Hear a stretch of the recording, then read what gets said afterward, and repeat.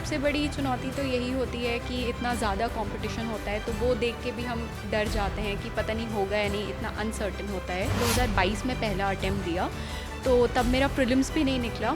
Although वो एक setback था मेरे लिए, लेकिन वो एक अपॉर्चुनिटी भी थी। और उन्होंने मुझे काफ़ी टाइम दिया, अपनी स्पेस दी तैयारी करने की, और मेरी मदर इनफैक्ट मुझे और इनकरेज करती थी। जो एस्पेरेंट्स हैं उनको आप क्या संदेश देना चाहते हो? खुद पे कॉन्फिडेंस होना चाहिए, क्योंकि अगर हम अपने ऊपर अगर हम आत्मविश्वास नहीं रखेंगे तो कोई और भी हमारी कैपेबिलिटीज़ पे विश्वास नहीं करेगा। बहुत ऑनेस्ट रहना चाहिए अपनी तैयारी के टूवर्ड्स।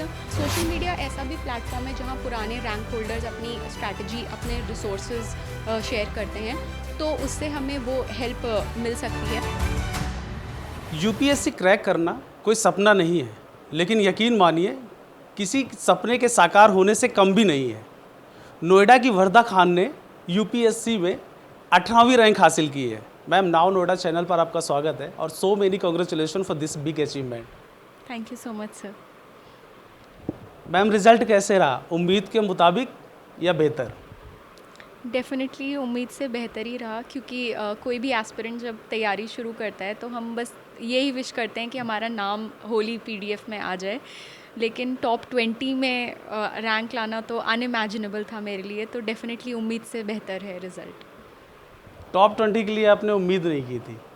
मैम, यूपीएससी को क्लियर करने के लिए लाखों एस्पेरेंट्स हैं जो हर साल कोशिश करते हैं, और कई अटेम्प्ट्स में हो भी जाता है कुछ लोगों का और बहुत सारे लोगों का नहीं होता। आप बहुत सारे लोगों के लिए रोल मॉडल बन चुकी है।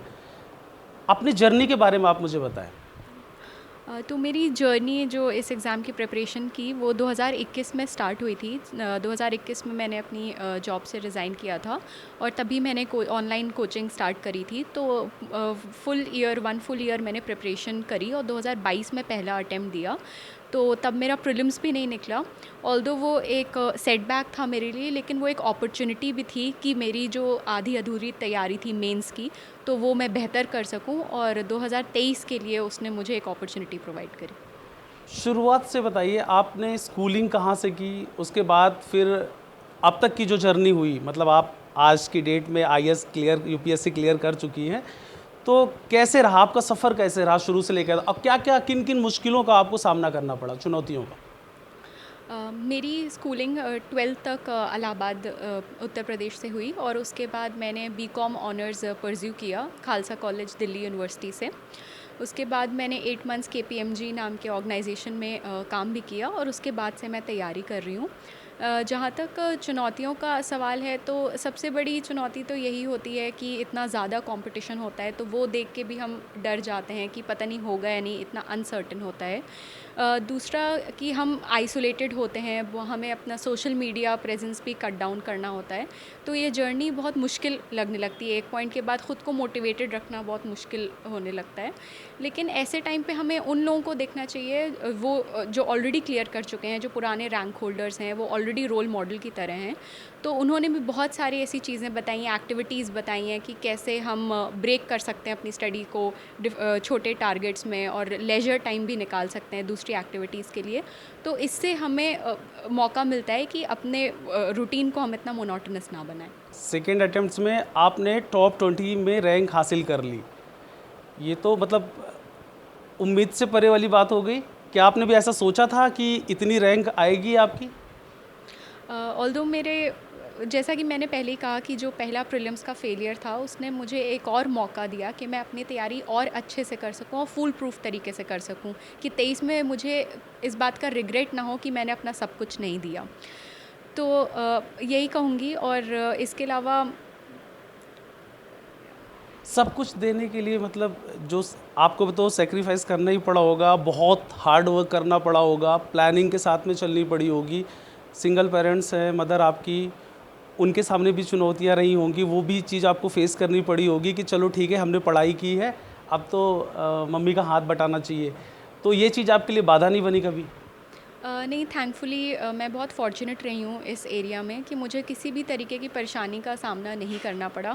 फ़ाइनेंशियली भी और लॉजिस्टिकली भी मैं घर से मैं रहकर ही मैंने बहुत आराम से प्रिपरेशन करी। और मेरी मदर ने कभी, ऑल्दो मैं घर के काम में भी हाथ बटाती थी, लेकिन किसी भी तरीके का प्रेशर नहीं था घर वालों की तरफ से। उन्होंने मुझे काफ़ी टाइम दिया, अपनी स्पेस दी तैयारी करने की।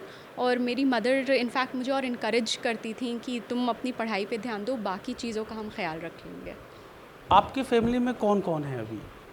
जी, मैं और मेरी मदर रहते हैं यहाँ पे। अ, आपने बताया कि आपकी शुरुआती पढ़ाई इलाहाबाद से हुई, 10+2 तक आपने वहाँ पे पढ़ाई की, फिर आप दिल्ली आई। उसके बाद आपने पहले साल आपने शायद कुछ महीने जॉब भी किया, और 1 साल से आप स्टडी कर रही थी, यूपीएससी की प्रिपरेशन कर रही थी। तो जो एस्पायरेंट्स हैं, उनको आप क्या संदेश देना चाहते हो? मैं 2 संदेश देना चाहूँगी एस्पिरेंट्स को कि पहला तो खुद पे बहुत भरोसा होना चाहिए, खुद पे कॉन्फिडेंस होना चाहिए, क्योंकि अगर हम आत्मविश्वास नहीं रखेंगे तो कोई और भी हमारी कैपेबिलिटीज़ पे विश्वास नहीं करेगा।